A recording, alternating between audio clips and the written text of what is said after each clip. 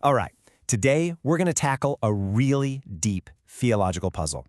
It's one that gets into scripture, suffering, and a text that is, frankly, remarkable. We're going to dig into its mysterious origins and what it might tell us about God and about ourselves. So, it all kicks off with what seems like a major contradiction. In the book of Revelation, we're promised this future where God will wipe away every single tear. But then, in the book of Moses, the prophet Enoch actually sees God weeping over the suffering of his children. So, what gives? How can a perfect being in a tear-free heaven be weeping? This is the question that really frames our whole investigation today. While the answer, according to the source material, is all about the timeline, these scriptures are talking about two completely different circumstances. You see, Revelation 21 is describing the endgame, that perfected, glorified state after all is said and done. But Moses 7? That's about right now. It's about God's work still unfolding, with all the choices and consequences that come with it. So his weeping isn't a contradiction of future joy. It's a perfect expression of his love and empathy for what we're going through in this moment. Okay, so that clears up the timeline thing. But, it kind of opens up an even bigger, maybe even deeper question. If God weeps, doesn't that imply some kind of imperfection? How does that square with the classic idea of a perfect, unchanging God? To really get this, we have to look at this old theological term, without passions. Now that sounds like God has no feelings, right? But that's not what it meant at all. The original idea was to say that God isn't like us. He's not tossed around by mood swings, he can't be manipulated, and he isn't controlled by unstable emotions. And here's the absolute key takeaway. It's not that God is without feelings, it's that his feelings are perfect. His sorrow is a pure, chosen expression of his love, not some kind of emotional breakdown. His joy is infinite. So he isn't controlled by his emotions. His emotions are the perfect expression of his divine character. And this is where, according to the source, Joseph Smith's revelations really come into play. He directly challenged that misunderstanding of a distant, cold God. By teaching about a God who weeps, who has a body, and who feels this perfect, personal love, he brought back a view of God that feels much more like a living, breathing, compassionate Father. So if God feels so deeply for us, it brings up a question that's probably on everyone's mind at some point. Why is life so hard sometimes? Why does suffering have to be so intense? If there has to be consequences, why does the pain have to feel so overwhelming? The source gives us three main reasons why this has to be. First, for our choices to actually mean something, the consequences, both good and bad, have to feel real.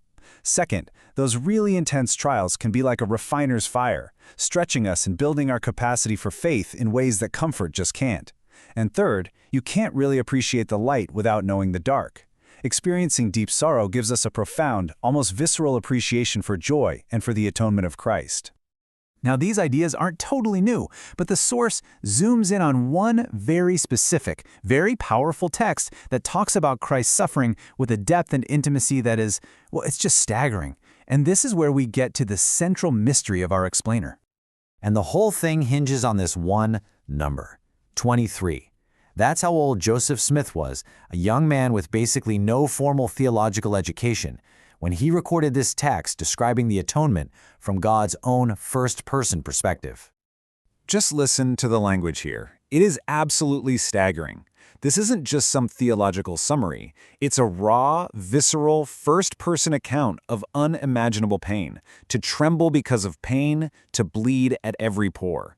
It's one thing to describe an event like that. It's another thing entirely to speak as the one who actually went through it.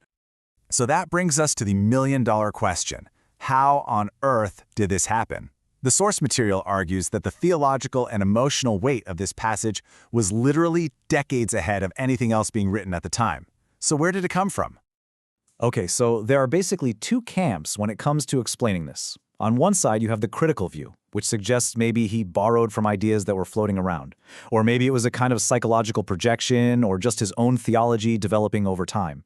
But on the other side, you have the revelatory view, which argues, no, this text is totally unique, it has a clarity and an emotional depth that was just way beyond the capabilities of a 23-year-old from his background. But what if both of those explanations are missing the point? The source suggests there's a third, much more direct and honestly kind of mind-blowing possibility for why this text feels so personal and powerful. And this is it. This is the big idea from the source. What if section 19 isn't Joseph Smith's description of the atonement? What if it's Christ's own dictation of it? Think about it. That would explain everything: the unique voice, the intimate detail, the reason why no one else has ever really been able to capture that experience, because the only person who truly could is the one who lived it.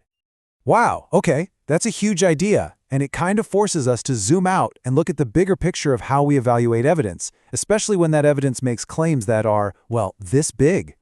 See, the argument is that this one section isn't just a standalone thing. It's presented as one piece of a much larger puzzle.